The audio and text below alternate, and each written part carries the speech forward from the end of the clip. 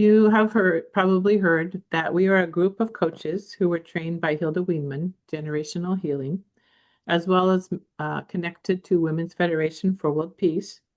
And we feel inspired to combine our healing work with the vision of Women's Federation for World Peace, which is women working together to establish a culture of heart in the family, community, nation, and world in order to achieve genuine and sustainable peace under God. And in many ways, our group, as we gather here, has become a community of support for each other as we meet each month. And if you have missed any of our previous webinars, the recordings are available on our YouTube channel, which I will send out after this in the newsletter. This is for Kendra, this is part 3 of Fight Right. So, sorry,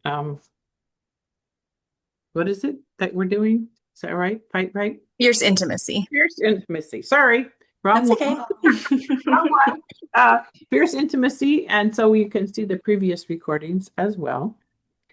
So our community and participants come from all walks of life, and we represent various cultures and religious backgrounds. So we ask that in our conversations with each other, that we respect both our similarities and our differences.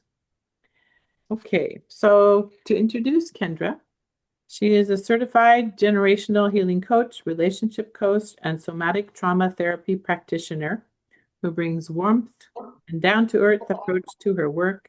She's especially passionate about the internal family system, inner child work, and now she's working more with couple counseling, with a focus on helping partners build real trust and connection using relational life therapy. And at her practice, Somatic Solutions, which will send out her information afterwards, she works with individuals, but especially with couples, groups, and training new coaches.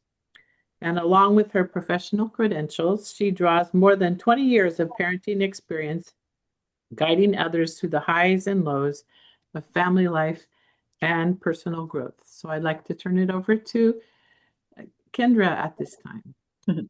Thanks, Myrna. Hello, everyone. Welcome. It's good to see you all here. And today is a part 3. So we have been working through the book Fierce Intimacy by Terry Real. Terry Real is a world-renowned couples therapist who has created relational life therapy, and it has been proven to be highly effective, extremely transformational for couples and individuals all over the world. So I have been training to learn relational life therapy for my couples, and I put it into practice and absolutely stand by it. It's amazing. So we've done 2 of these sessions already working through the book, and today is part 3. So it will be our conclusion. Let's see, the first session we talked about the quadrants. We learned about the self-esteem and boundaries, about having too much or too little self-esteem or too much or too little boundaries, and how to find a balance. And it all comes down to these adaptive child behaviors that we learned growing up that we still act out in our adult lives. We still sometimes find ourselves acting like children.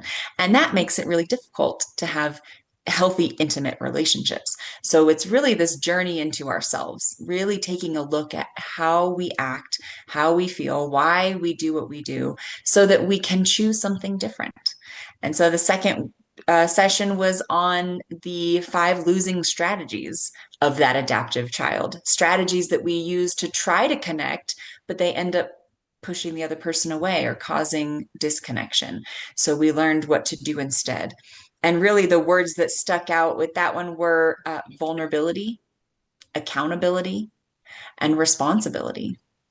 These are big words, but they're absolutely necessary for healthy, intimate relationships. We have to be able to be vulnerable, be accountable, and be responsible. And so today is going to be one more really great tool It's a lens through which to see the adaptive child behaviors once again. Again, a way to look at ourselves and see what we might be doing that is sabotaging our relationships and what we can do instead. And so today's tool is called the core negative image. So I'm going to share my screen and we're going to get into it.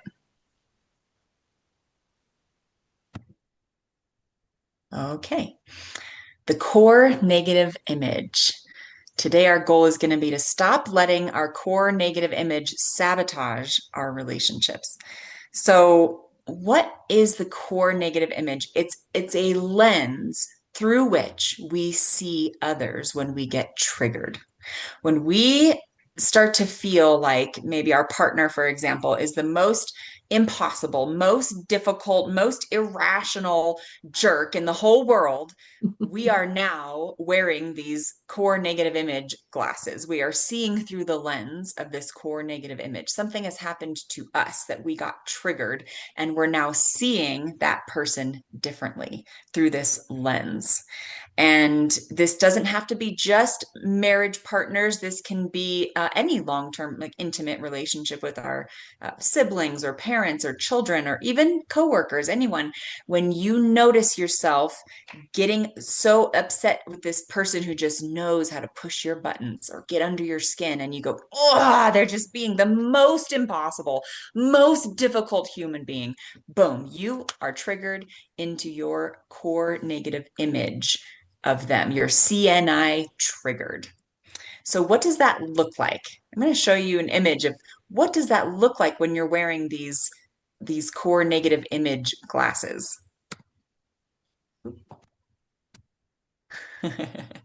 Ta-da! This is what we turn people into when we put on these glasses.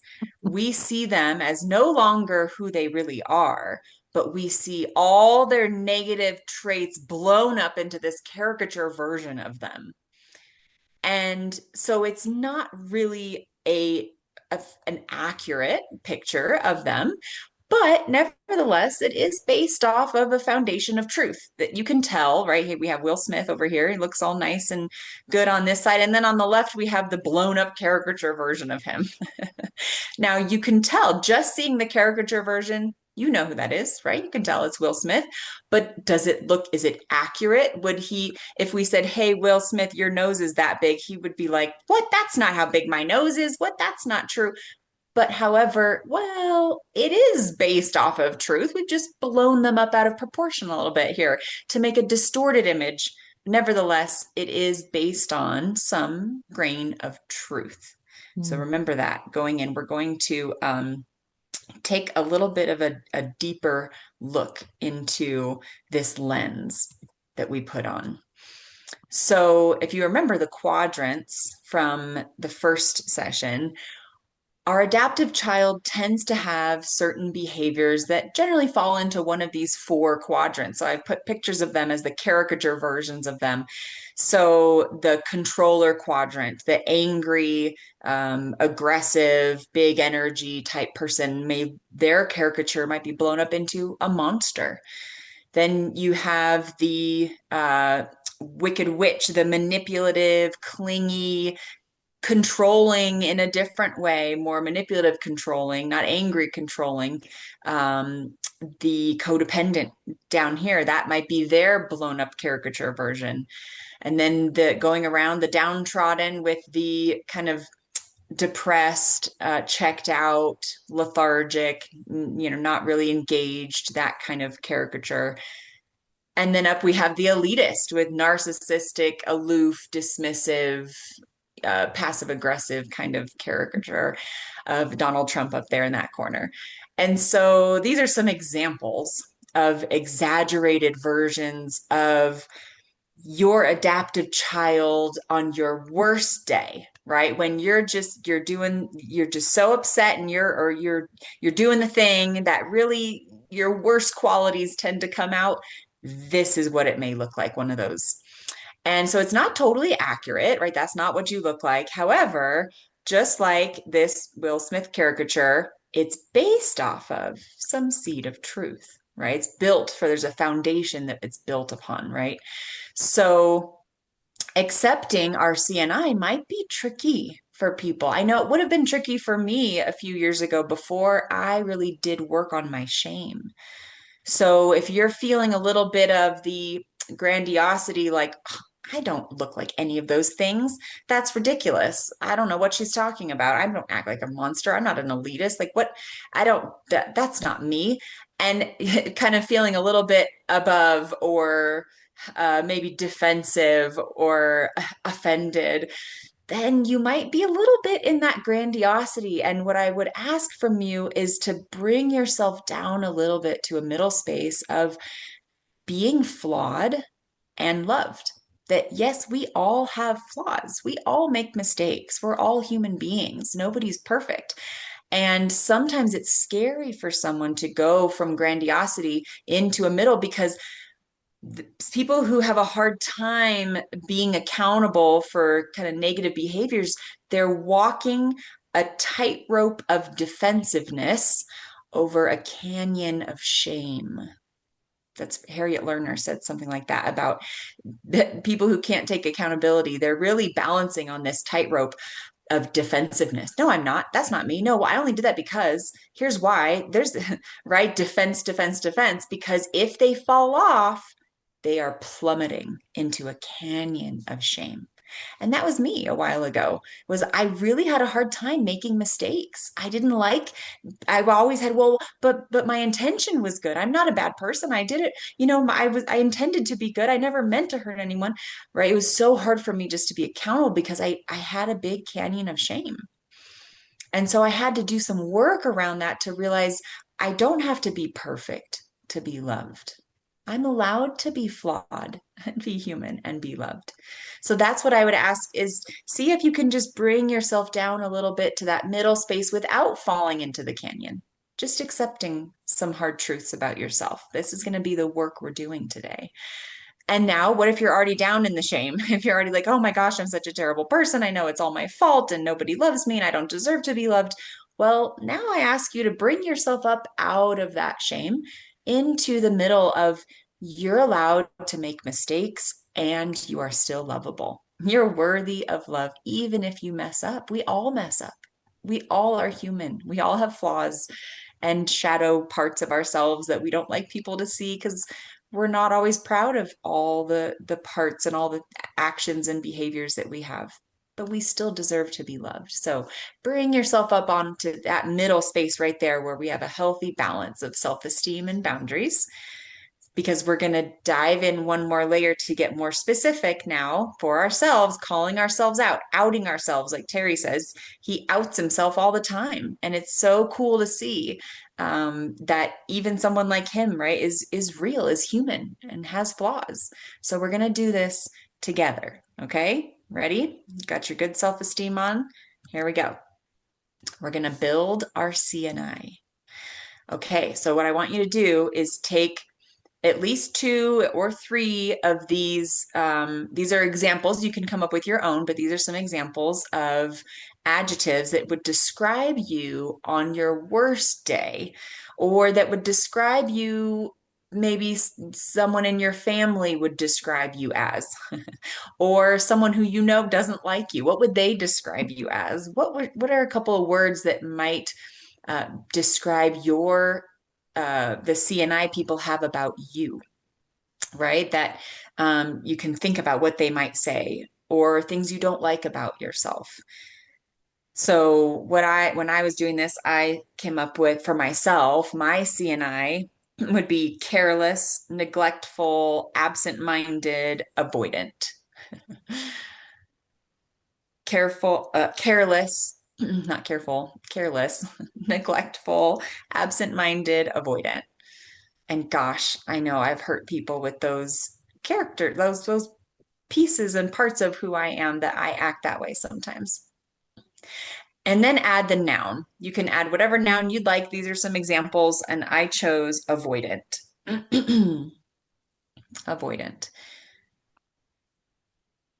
And so I built this CNI based off of times that I know that I've hurt people, times that I know that I haven't shown up as my best self, or times that I've been triggered and didn't know what to do, or was kind of my trigger is more to get kind of frozen and I avoid, I run away, or I freeze.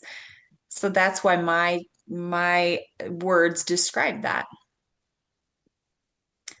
So just take a couple minutes, just pick a few.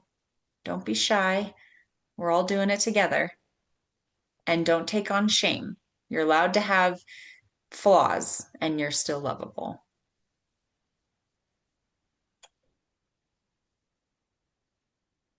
And if you really can't come up with it, you can ask somebody. You can ask your partner, ask someone who's been in your family for a long time. I'm sure they can come up with a few pretty quick. Okay, and so next we're going to move just into building your partner's CNI, or the person you're thinking about that's a really difficult relationship for you. But a relationship that you want to improve. Now build their CNI. So I picked one of my intimate relationships and I came up with needy, clingy, over emotional baby. Needy, clingy, overly emotional baby. That's what I picked.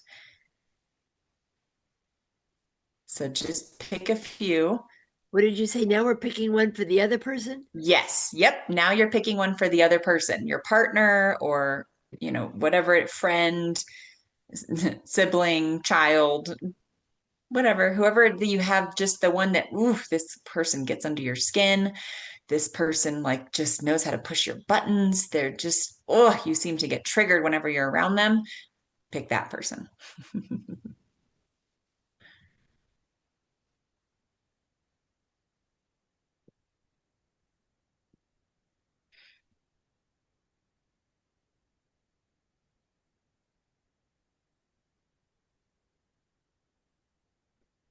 Okay.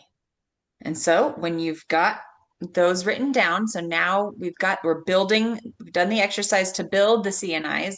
Now we're going to see how we can use them as tools. Okay. So the first thing we do is it's the CNI map.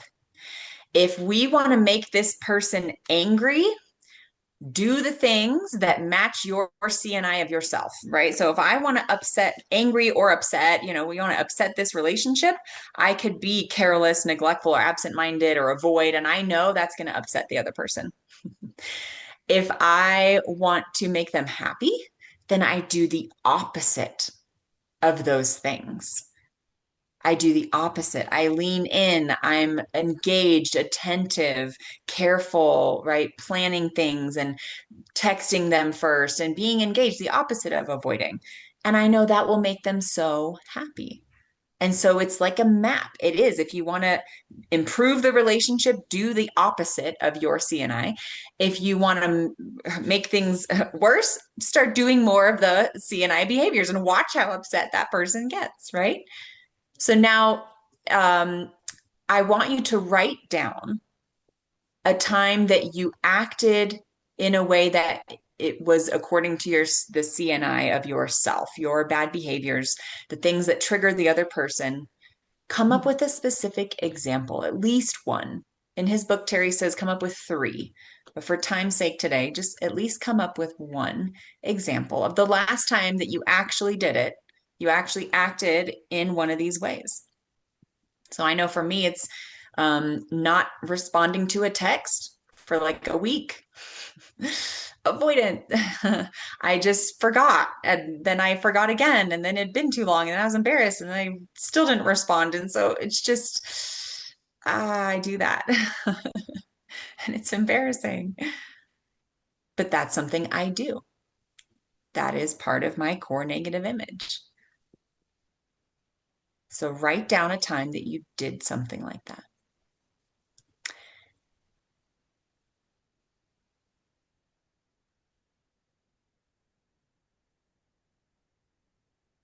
Okay. And you can think about, how did it make that other person feel? What was the result of that? Did it end well? Could you see how that was triggering for the other person? Or did you feel shame or guilt about it? Did it cause conflict? Just kind of reflect on that.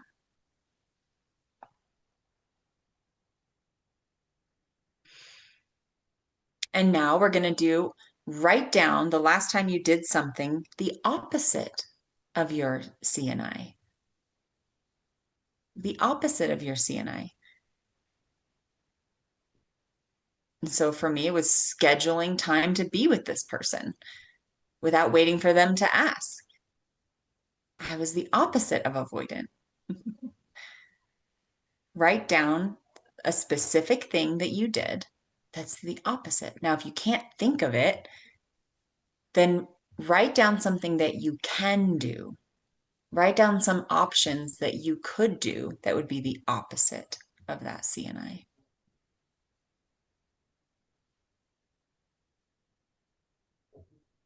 So if you're avoidant, be more engaged. Plan a date, plan some time together, plan or ask how they're doing, or right, be more engaged. If you're too clingy, if that's more your CNI, then be more independent. Schedule an independent activity for yourself, or give some space. If you're control or being really controlling, practice letting go. Don't be in control. Don't ask questions. Let someone else lead, right? Do the opposite.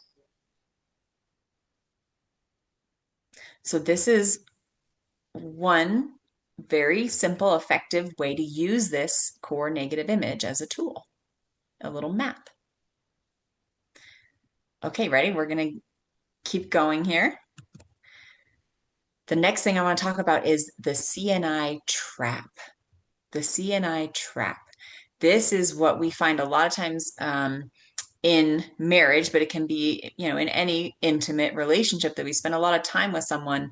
We get so triggered, we just pop right into that caricature version of ourselves, or we put on those glasses and we see the other person as that caricature image. And so we're no longer seeing them as their best self. We're no longer seeing them with compassion or with equality, seeing them respectfully, right? So it allows us to really continue to behave in a disrespectful way, to either be, overly angry or overly avoidant, or right, that we give ourselves permission because we're seeing them not as who they really are, but we're seeing them as this negative caricature.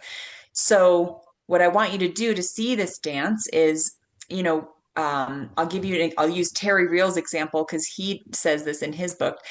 His wife sees him as a neglectful, irresponsible child, and he sees her as a controlling, demanding witch. And those are there. And he says, this is a pretty typical dynamic that you'll see an irresponsible boy, child for a man, and then this controlling, demanding mother type witch, example that a lot of people can relate to that. So when they act so when the person you're in the relationship with does their CNI, put the adjectives there. So when they act neglectful, irresponsible, when they act like that, that makes me respond with, and then put your adjectives here: controlling, demanding, witch. So like for me, when I act careless, neglectful, absent-minded, then when this person acts needy, clingy, or overly emotional, that makes me respond with neglectful, avoidant, and absent-minded, just kind of being more avoiding the situation. As they become more clingy, I become more avoidant. And for Terry's example, he left the milk on the counter, right? And that would be an example of being irresponsible. And so when his wife comes home from work, she sees the milk out on the counter all spoiled, and she becomes really angry and controlling and demanding and lets him have it, because she's no longer seeing him as her, good, responsible, loving husband. She's seeing him as this irresponsible, narcissistic child, and she puts on the glasses to see him that way. So now she lets him have it. She just goes after him because he's not the good guy anymore. He's this bad guy.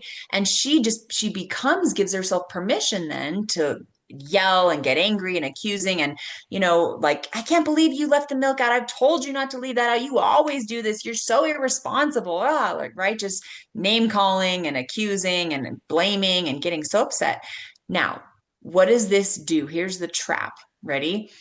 So, because she starts acting like that, then Terry, now he gets CNI triggered about her, right? So he just left the milk out. He made a mistake and he comes home. That's what he did, right? But she now sees him in that with the core negative image. So she gets really angry. He sees her as this controlling, demanding witch. Now he put the glasses on too. So now they've both got the glasses on, right? So now they're both seeing each other from the perspective of they're so like mean and bad and angry, and the caricature is all blown up, right? Distorted. They're not human anymore, right? So then Terry goes, I'm not going to be accountable to that witch. I can't be vulnerable and take responsibility because that's not my wife. That's a witch. And so he gets defensive.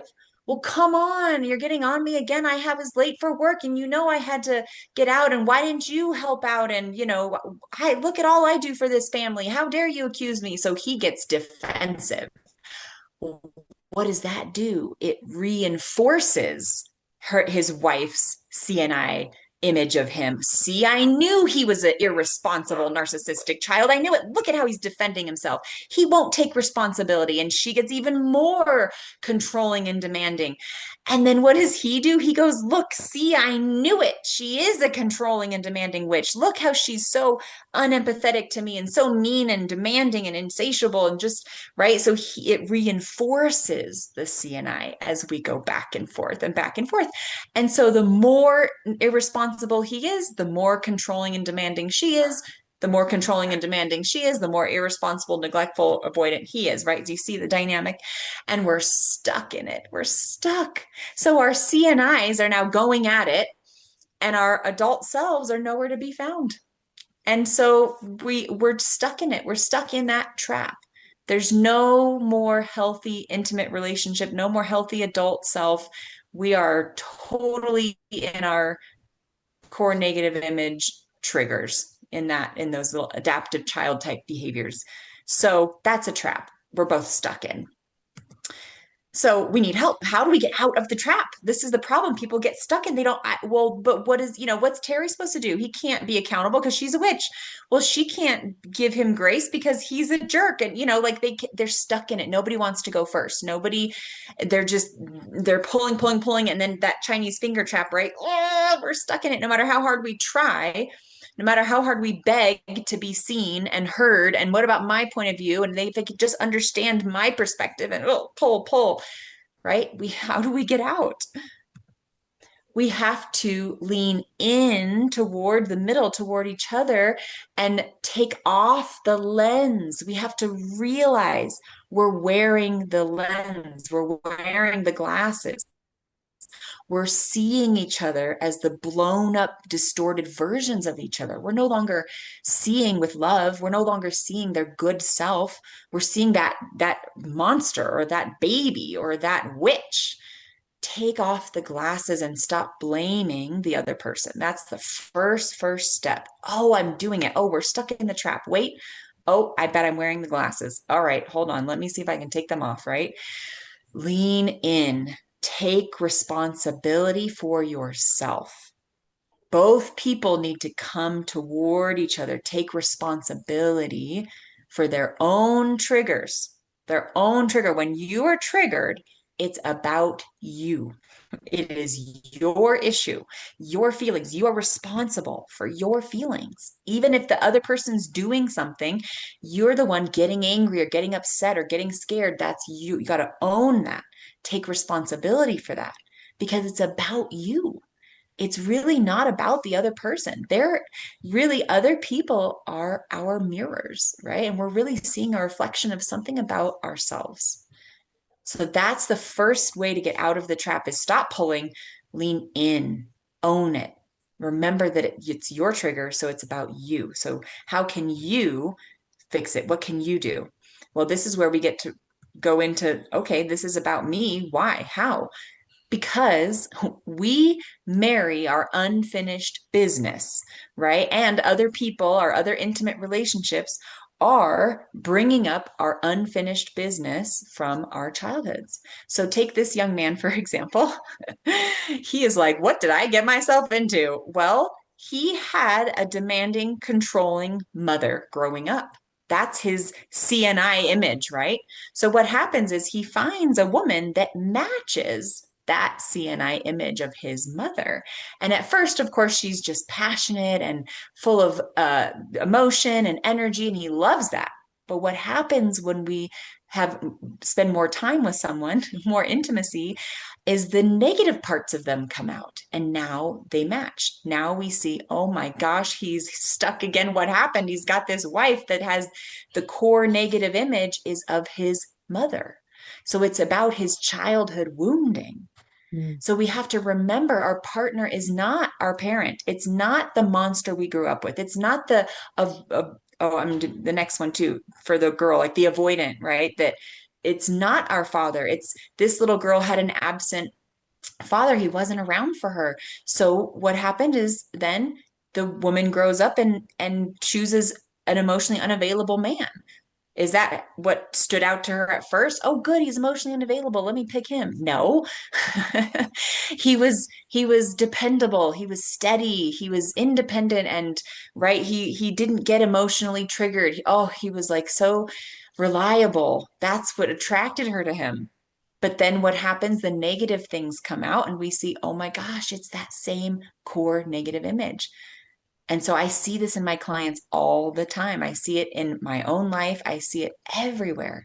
Right. So then with this woman, her husband's late coming home late from work, and she gets CNI triggered. Boom. She's seeing now not her husband who happened to have to run late because of a meeting today, but no, he's this absent, neglectful, aloof CNI image of, guess what? Her father. It matches, and she's married her unfinished business, right? And so what's happening is it's really her own wounding about she's not important. She's not important. And that's going to come up with no matter who she gets with, no matter who she marries. It's going to show up in all of her life and all her relationships that are intimate.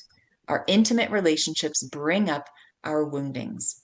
So just like this guy with the overbearing, controlling mother, it doesn't matter. He picked this woman. Well, he could pick another woman. The same wounding is going to come up because it's his wounding, it's his image. And he's going to bring his little inner child will bring him to those people because it wants to be healed. So we reenact our childhood wounding over and over in all areas of our life. We reenact it until we can see, and we take off the glasses and we realize this is about us, and our little inner child needs something from us. And we are really the only ones that can show up to make a difference, to heal that wound. And then we can ask our partner and we can be vulnerable, right? Be accountable, take responsibility. That's how we get out of the trap. Okay, so the secret to success here with the CNI, the image, is accepting the truth with grace, accepting that there is some truth to what the image of ourselves is, right? There's some truth here when people see us in this way. Instead of defending, we can lean into it. And so this is another way to really use this tool so effectively. When I started doing this, it was life-changing. Ready? So if your partner is CNI triggered of you, if they all of a sudden you left the milk out and now they're seeing you as this neglectful, irresponsible jerk, you want to pop that balloon, right? You want to pop that caricature. You want to help them to get rid of it. So you've got to be accountable. Accountability pops that caricature. It pops the balloon. They don't have, it's helping your partner take the glasses off when you are accountable. You lean in. So don't fight it. You just go, yes, I did that. Yep, I left the milk on the counter. Period. No excuses, no defensiveness. Yes, I did that. Even if you have all the excuses in the world, even if you have all the reasons why, Don't do it. Just own it. And then the next step is even better. You say, I do this often.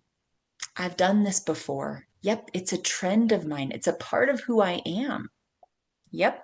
You lean in instead of saying, like with my avoidance, instead of saying, oh, well, I was busy and I had this going on and I was da da da. No, you're right. I didn't text you right away. I took a week to respond. That is a part of who I am. That is something I've done before. I do this often. Sometimes I'm careless when I forget to put my clients in the schedule and I mess up I miss the meeting and I have to hold myself accountable. I don't make excuses. I lean in. It's painful. It's embarrassing, but that's how we help pop that CNI.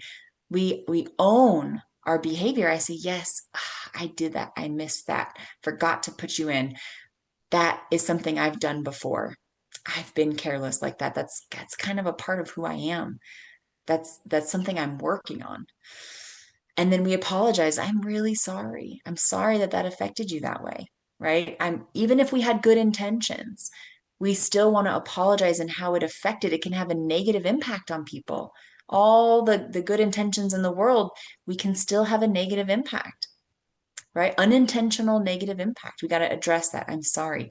Then the gold here is if you're talking in person and you're with someone, especially your partner, what can I do right now to help you feel better? What can I do right now? Right? I left the milk out on the counter, honey. You're right. I did that. I have been irresponsible at times. That is a part of who I am. I'm really sorry. Is there anything I can do right now to help you feel better? That just pops that balloon, right? Oh my gosh. That his wife Belinda, he talks about her a lot in his books, and she can't keep being angry because he's no longer being an irresponsible, narcissistic, avoidant. He's being accountable, responsible. He's being an adult. And she goes, "Oh, there's Terry. Oh, there, yeah, that's right. Oh, yeah, he's my husband. Oh, he's a good man. Oh," and it just pops it. And she goes back to seeing the good version of him. And honestly, it's probably she got mad at the milk. You know why? Not because she cared so much about the milk and the $4 it cost, but she probably has been feeling neglected recently. So she can go, you know what, honey, I've just been missing you. I've been feeling like you've been working a lot and I haven't seen a lot of you. And I really want to actually spend more time together. Okay, great. That's something that he can do to help, right? You want to get to what can I do to help you in this moment? And so reconnecting, healing the moment, that's what we're going for. And then you want to, especially for people pleasers, don't overcommit. Don't be like unrealistic about your commitment. I promise I will never leave the milk out on the counter again. Well, you know what? You might leave the milk out. So don't promise something you can't deliver. If they're demanding something of you that you need to change this thing about you and you really can't, well, that's something you guys got to work on as a couple to get to the deeper issue here. What is really going on? You can't promise to never make a mistake. You can't promise to never be irresponsible if that's part of who you are.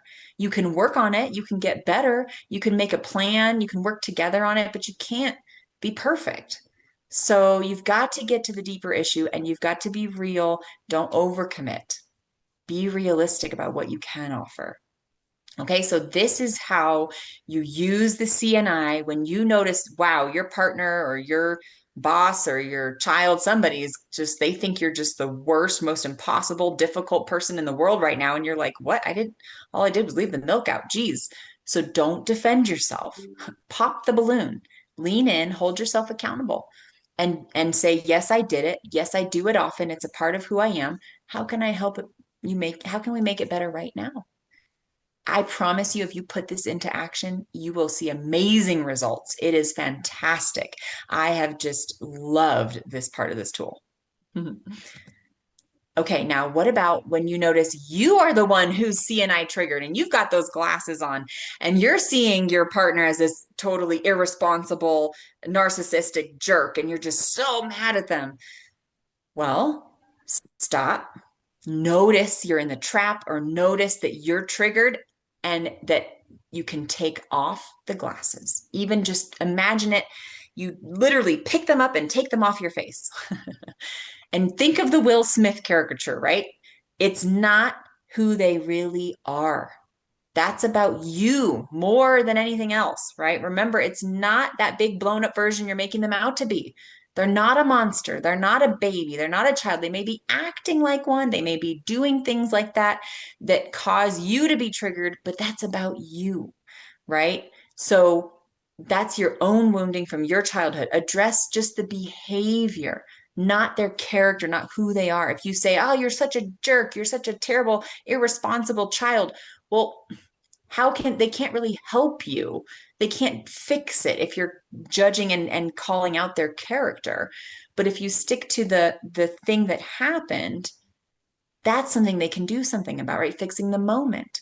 So have grace, take away the harshness and the judgment, right? Recognize it's just a mistake. We're all human beings. We're all going to mess up. So, and especially, what if it's you? You want treat them the way you want to be treated, right? Like, don't be so harsh and judgmental just for a mistake. And if it's a trend, that's something that you're going to have to also come to terms with. That's a part of who they are. And that, how are you going to work with that? Work as a team. So, in order to do that, you got to regulate. So, once you've taken those glasses off, start to take some deep breaths. Take some deep breaths, take a walk, take a time out, whatever you need to do to calm your body down, get out of that trigger. When you're in that triggered state, you're not going to do much good there. So find some compassion, try to see them through a different lens, give them the benefit of the doubt, be curious, right? They're a good person. They just made a mistake. So come to that middle space there. And then you can share your hurt feelings. Hey, it really bothered me that you left the milk out, right? Without blame. I think I'm feeling like uncared about. I'm feeling unimportant, right? I'm feeling like neglected. And I'd really like to spend more time together. There you go. You can share your hurt feelings and ask for what you need. Help them help you, right? Don't go for the jugular. Say, okay, the thing that happened, why did that make me so upset? Oh, that's about my childhood wounding. I'm feeling neglected because I was neglected in my childhood. Here we go. It's about me. What do I need? And sometimes our partner can't give us everything we need. We are really the one responsible for taking care of ourselves at the end of the day, right? And so ask for what you need, try to work as a team, but at the end of the day, take care of yourself how you need to. And this is called emotional maturity. Emotional maturity. This is a requirement for healthy relationships. Being able to be vulnerable, see how it's about us, check in, be accountable to our behavior, and take responsibility for our own adaptive child, our own immature behaviors. This is emotional maturity. So if you can't get out of the trap, if you feel just totally stuck in that, you're both just like, we can't get out. It's too dangerous to get out. If I get out first, I'm going to get annihilated, right? If I try to be vulnerable, they're going to use it against me and they're going to smash me with it, and I'm going to be paying the price for years. Like I can't be vulnerable. It's too dangerous. If you can't get out of the trap, or if you say, I have been, but they just won't come to the middle. They don't want to do it. They're checked out. They're not interested in the relationship. I keep begging, they don't want to do it. That means that you need help. It means that you've got to go to therapy, get some tools, right? Get help. Don't stay stuck. Don't just settle for that. That's not the end of the world here. It is possible to get out of the trap. You just need some support. You need someone to help make it safe enough for the two of you to get out of the trap. It's never too late. I've worked with couples who've been married 40 years and they've been stuck in this trap. But we've been able to work through it and get to those deeper issues, and it's safe enough to go there, to be vulnerable, to be accountable. And that's the healing work. But you've got to fight for it. You have to fight for love, right? We can't just accept it and settle for emptiness. This is called fierce intimacy. Fierce. We have to fight for the intimacy that we want. And there's got to be a bottom line. Eventually, at the end of the day, a lot of times what it takes to get our partner on board is to draw a line and say, this is the relationship I want. I want fierce intimacy. And so here's the path. Please join me here. Join me on this path. And if you can't, then I don't want to be in this relationship. This is not the relationship I want. We're allowed to have the relationship we want. We got to fight for it. And I promise you, Terry can vouch. He says this is what gets couples into therapy a lot is one person says, if you don't join me here on this path, I'm not going to stick around. And then they go, whoa, whoa, whoa, you're going to leave? Okay, fine. I want to do this. I don't want you to leave. I want to be a part of this relationship. And then you go get the tools and you make it happen. Anyone can do it. There are only a few caveats, a few things that if people have serious mental illnesses, mental personality disorders like narcissism or borderline or mental health issues like serious depression or hidden addictions that are not being addressed, that means they need a lot of therapy first before you can do couples therapy. They need some individual trauma therapy. So that's also something you need help. You can't do it on your own. You need help. So please fight for that love. It's worth it. And you're not alone. Let's do it together. All right. And that is my presentation for today. Thank you. Thank you for joining me. And I forgot, what did you say the CNI stands for? Core negative image. Core negative image. Yep. I am open to questions. We can talk about it, talk about any questions you might have on this topic. I am happy to answer. You can either unmute or you can put the question in the chat, either one.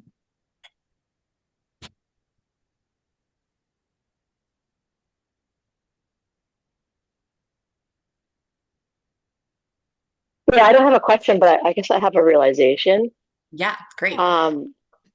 Yeah, this is such a deep work. And yeah, I could realize that, yeah, yeah, about my own relationship with my own father. And yeah, I thought, I mean, that he is an amazing, incredible, accomplished, he was accomplished person. And but I don't remember, I guess what really hit me was that my wounding is that he wasn't really emotionally there for me. He was there for me financially, and he even bought me gifts when he went on trips, like little stuffed animals, and we went on incredible, family trips all over the world and traveling. So then I realized, oh my gosh, my husband, yeah, like I want a reliable, dependable, steady person. That's who I was looking for. Even before, yeah, the marriage, I asked for that. And he is. He's reliable, steady, and yeah, dependable in many external ways. So yeah, I just learned about myself, like, wow. Um, and then yeah, so I think I just had an aha moment. And I guess I'm just, yeah, kind of right there. And then, yeah, as you said, to go to the next step. So yeah, thank you for allowing me to go deeper into seeing myself and my husband, and then it just really makes sense. And this is just the next layer. Yeah, I guess that's all I have to realize right now. Thank you. Thank you. Any feedback Thanks for is welcome. sharing. Yeah, Yeah, no, thank you for sharing, Liz. It can be a very big aha moment to recognize, oh, it's not just them. There's a whole story about it that is mine, that's about me. I'm so triggered and upset, and it's not by accident that I'm with this person. This is the design of our life that the universe will bring people to us to help us heal our wounding. We will reenact our childhood over and over until we do something different, until we become aware and we make a different choice. Mm-hmm.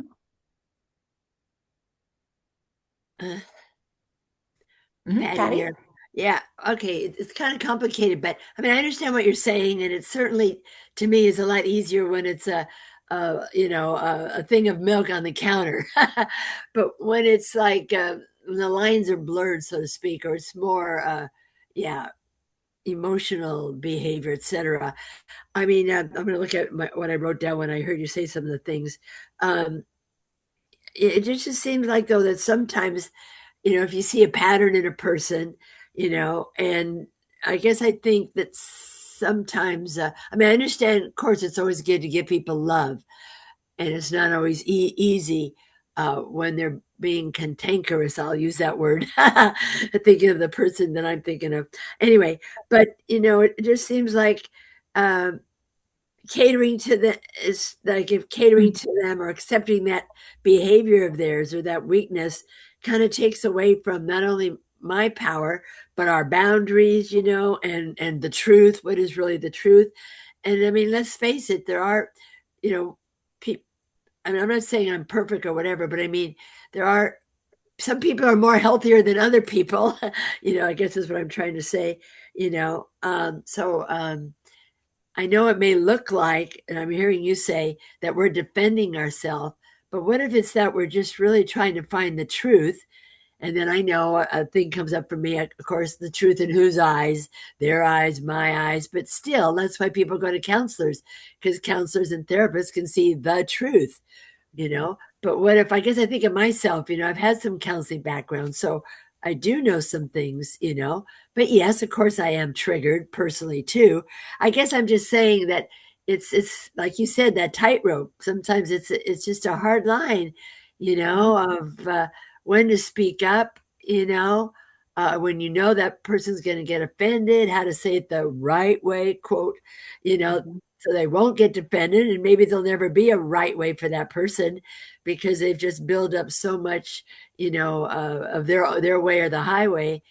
It's just, anyways, it's complicated, as they say, and it can be frustrating when you Absolutely. when you want that truth to come out, and you also want I want my truth to come out, and to get that next layer of the other person. But I guess maybe, yeah. Well, Yeah. what is thinking? Yeah. Yeah, so it's true. We don't want to confuse, unconditional love with unconditional tolerance. We don't Ah, want to thank you. tolerate bad behavior. We get to recognize, why am I in a relationship with someone who is abusive? Oh, it's me. I have a childhood wounding that says I am not worthy of love or I deserve to be mistreated. That's about me. And now we get to decide, well, what do we do with that? Do we continue to allow ourselves to be abused and mistreated? No. I mean, hopefully not once we realize it, right? We realize it's up to us. We have control. We have the power to take steps forward in our life when we stop blaming the other person, right? If we wait around for that person to be different, to change, it's never going to happen. So we can say, this is what I need. I need a healthy relationship where I'm treated with respect, and I will treat you with respect, and I need to be treated with respect. And if you are going to disrespect me, then we start with small boundaries. I will walk away. I will hang up the phone. I will not engage with you when you are disrespectful, right? And so we start with small boundaries. And if it's somebody that we don't live with, it's easier because we say, I'm not going to talk to you for a week, right? Or I'm not going to visit, or I'm going to keep my phone calls to 5 minutes, right? Because a lot of people have bad boundaries and they can be abusive, or take up a lot of your time, or be mean on the phone. They can do that, but they're going to keep doing that until you put a boundary that says you may not. And what am I going to do about it when you do that? Right? We can't make them be different. So we can't say, you have to stop yelling at me. We can say, I don't want to be yelled at. So if you yell at me, here's what I'm going to do. If you yell, I'm going to leave. If you yell, I won't talk to you for a week. Right? What is going to be the consequence of the behavior of the person when they act that way? Now it's up to them. Do they want to be around you? Well, then they have to change their behavior. If they value the relationship, then they will stop yelling at you, because they'll realize, well, every time I yell at her, then I can't talk to her for a week. Okay, well, I want to talk to her, so I better stop yelling. And they change their behavior because they want to. But see how I'm not making them change? I'm just saying, here's what works for me and here's what doesn't. Here's my boundary. You can't cross it. When you cross it, this is what happens. Here's the consequence.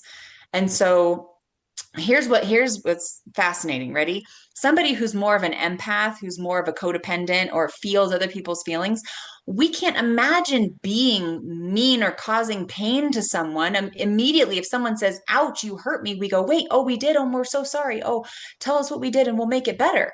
So we imagine that that's how they would feel too. So we go, hey, you hurt me. Hey, ouch, that hurts. And they go, yeah, that's your problem. And here's why. And here's why it's not my fault. And here's why you need to go figure that out. And it's not, I only did this because of you and because of, and right. So now we are like, wait, what? They're not acting the way we would act if someone said they're in pain. What the heck? We don't understand it because we're not them. We're different. We're built different. And this is where I talked about the self-esteem, grandiosity versus shame-based. If you're shame-based, then you take on the responsibility automatically already and say, oh my gosh, I'm sorry, it's my fault. Let me fix it. If you're grandiosity based, you aren't connected to those feelings. You don't respond that way. You respond with protecting yourself and blaming the other. And you don't feel their pain. You don't even feel your own pain a lot of times, but you just don't feel their pain. And so that's not a motivation for them to change. That people who are in grandiosity, the people around them are in pain, but they're not really in pain. And so they don't have a motivation to change. They'll stay the same way they are no matter what until you draw a boundary that causes their pain now in their life to go up. Right? They're like, whoa, this is uncomfortable. This is uncomfortable. I don't want this. And so then they deal with what they're actually avoiding is the pain of their childhood, right? So they're comfortable. They're down here. You're in pain, but that doesn't matter to them. They're fine. This is the pain of their childhood. It is extreme. It's intense, and they don't even know it most of the time. So that then what you have to do is make their life more uncomfortable than the pain of their childhood by saying, I'm not going to speak to you. I'm not going to stay in the same room as you. I'm not going to live with you. I'm not going to be married to you. Whatever you consequence, you can make it higher and higher until it passes this threshold. And then they go, whoa, I don't want to lose you. I'll deal with this pain because I'd rather have this than this. And so then this goes away and now they have to deal with all that. So you see how you're dealing with a different type of person. And so you have to use your boundaries as a way to give them motivation to do the work. If they're grandiosity based, they're not going to respond the way you would if you're more shame based. So it's a whole different dynamic. Oh, that's very interesting. You brought up the grandiose. Yeah. Because I'm thinking this one person, who comes from victim role, but they think they're, greater than whatever. Yeah. So that's interesting. Okay. I'll take that into consideration. Thank you. Yeah. And so at some point, eventually we have to we do a relational reckoning. We recognize, well, what are we getting out of the relationship? What are the benefits? What's good about it? And is that worth, Terry says this, is it worth the pain of the grief of all the things that we're not getting, right? All the pain of the relationship. Is the benefits, the good, does it outweigh the bad? There's always going to be stuff. There's always going to be things we're not going to get. There's always going to be issues or problems, but does the good, the benefit outweigh the bad? And if it does, then we have to own that and really try to let go as much as we can, accept the person for the way they are, and do the best to then take care of ourselves along the way. How can we give ourselves what we need? This is going into that question in the chat about if there's a toxic relationship and you don't want to separate, and relational reckoning. Is it worth staying together? Sometimes it is. Sometimes it's not that bad. And we don't want to get divorced because that would be way too much pain. And it's good enough. So what do we do with this? Well, we have to own our responsibility to take care of our needs at the end of the day. How can you fill your life to be happy and full in spite of your partner not showing up? Is that possible? Can you do that? Does the good outweigh the bad? And if not, if the bad is so much and there's barely any good, then now that's on you staying there. That's not showing a good example to your kids. That's showing them this is what marriage looks like. It's terrible and awful. And I have a lot of clients who have seen really terrible marriages of their parents growing up and go, I don't want to be married. Why would I want that? Look at this. There's barely any good in it, right? So it's not helping the kids to stay together, but you've got to do that for yourself. You have to be honest. What is it? What does that relational reckoning look like for you? And you may want to go to a counselor to help figure that out. But once you own that, you can move forward. You can get out of the stuckness. You can say, I'm just going to stay in it. And I'm going to take care of myself and be as happy as I can and let go of the rest. Or you may say, actually, it's really, really damaging and awful. And I need to move forward a different direction. And we start putting up boundaries and see if we can get somewhere that way. So those are basically two directions we can go to answer that question in the chat. Yeah, I wasn't thinking about an abusive relationship, just a frustrating one. Yep. In communication, but yet wanting to help that person, but knowing that they're not going to hear me. So I have a question. Uh-huh. So how can we increase our awareness of this dynamic that can be like, it's easy to recognize it after it happens, but like before it happens, or helping us to change the behavior to prevent it, do you have any tips for that? Yeah, so if you can do this together, it's great because it creates that awareness with both people where we start to have a softening toward the behavior because we see, oh yeah, that's that CNI. Oh yeah, that's how they are. Oh yeah, now I'm getting so upset over this thing, but oh, it's the same thing. Oh, okay. It takes it out of the trigger of the moment of seeing through this kind of tunnel vision of only their caricature version, right? It just the awareness itself is the first step. Two would be the body. I'd say that noticing how you get dysregulated, how when we do get upset, whether it's freeze or we want to run away, or whether we have a fight, we have anger, whatever our basic automatic response is, we can work with that right there to help ourselves calm down, to come back to a more like adult self, a more regulated state. So noticing when we're dysregulated, the Gottmans did tons of research on this and it's fantastic. They even showed that men get more physically dysregulated, their blood pressure goes up and their heart rate, but they don't show it on the outside. But inside, they're like, they're all super triggered. And so they're more sensitive than women are.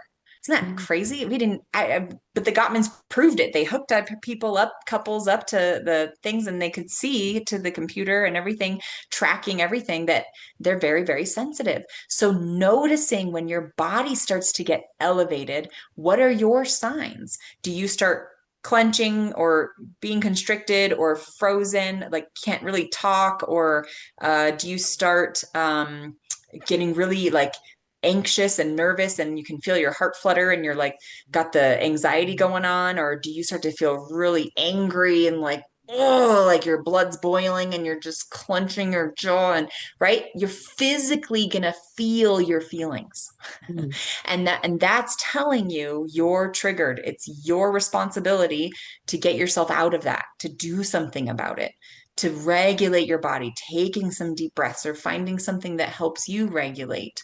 And we've done a lot of those kinds of talks on the self-care isn't selfish, of the body and regulating and tools and emotions and things like that. And so hopefully at this point, people are starting to be aware that we can do something about our feelings.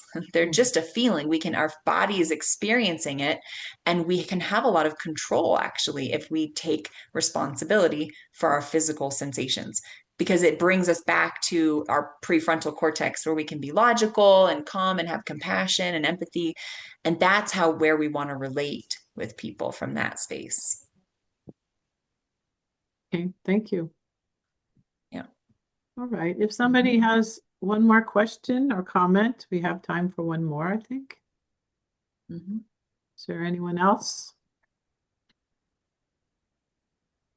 Either in the chat or you can unmute.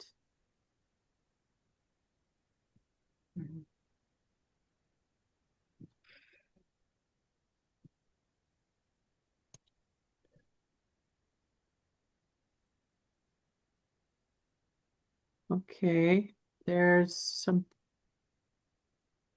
Shauna has something in the chat. Yes. Oh, yeah. She says, for intimate relationships, a code word or a wink helps in terms of awareness. A lot of couples find that very helpful to once you recognize the trap and you recognize the dance and you've named it, you can get yourselves out of it through code word, pineapple or T sign, or there's something where you're both on the same team fighting against the dysfunction, right? Fighting against the CNI trap. You're both innocent victims of that, right? You're like, whoa, whoa, whoa, hey, we don't want to fight. Let's pause it. Let's stop. And then it helps you kind of separate from that. You don't let it just take over and give yourself permission to blast the other person, right? Or to see them as the enemy. You're just cut it, right? Because of the awareness and the agreement. And then you can make a little code word or something too to help that you support each other in that. Exactly. Thank you, Shauna. Yeah, good point. Thank you. Mm-hmm. All right. Well, thank you so much, Kendra, for all of your wisdom in this series where we can be able to see the growth for our intimate relationships. Mm-hmm. If everyone who's participating wouldn't mind to turn your camera on so we can take one picture. I'm going to talk then about a little bit of things that are coming up for this is May, right? June and July, we will take a break for the summer. So there won't be any Self-Care Isn't Selfish programs. Let's see, let me take, whoop. Hold on, I'm going to take a picture. Oh, there comes Pam. All right, I'm going to take a picture while we have a group on here. And then I want to share a couple things that we have coming up. So in August, let me share the right thing here. In August, we will have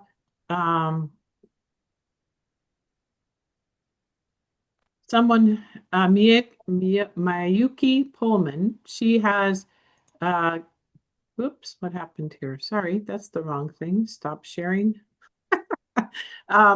She has done programs, I think, twice over the last 4 years or so for us. And she is a daily energy. What's happening? Sorry, I'm not being very skillful today. Let me try this again. We're seeing the flyer, the purple one that has her on there. Okay, you can see it. All right, good. Yeah. Mm-hmm. Okay, so she will be leading us through exercises that we can do on a daily basis. And she also has a Zoom program, I think, that she will offer, and that will be August 8th, on the Saturday, August 8th. Okay, and now let me see. Am I still sharing the flyer? No. Okay, let me share now. Something that's coming up. Hilda Weinman, who is the one that many of us trained with, she's going to be offering something called Her Body, Her Rhythm, an introduction to a 4-session course, and it will be on Zoom, and it will be Friday, May 29th and Sunday, June 7th. I'll send out this information in the follow-up flyer. She has an ebook with 28 days of how to eat more healthy and return to joyful cooking. And it's something that she's been doing for the last few months. And so she wants to share with other people. So we will share that in the follow-up newsletter, as well as the recording from today and any other upcoming information. So that's it for us. Thank you so much for participating. Thank you everyone for joining. Have a wonderful Mother's Day weekend. And you too. And Thank you. If your family doesn't do something for you, do it for yourself. Right. Yes, that's right. Amen. Don't Bye, be Shauna. Bye, everybody. Bye, everyone. Happy Mother's Day. Happy Mother's Day. Okay, take care. At least I got to see you for a second there, Shauna.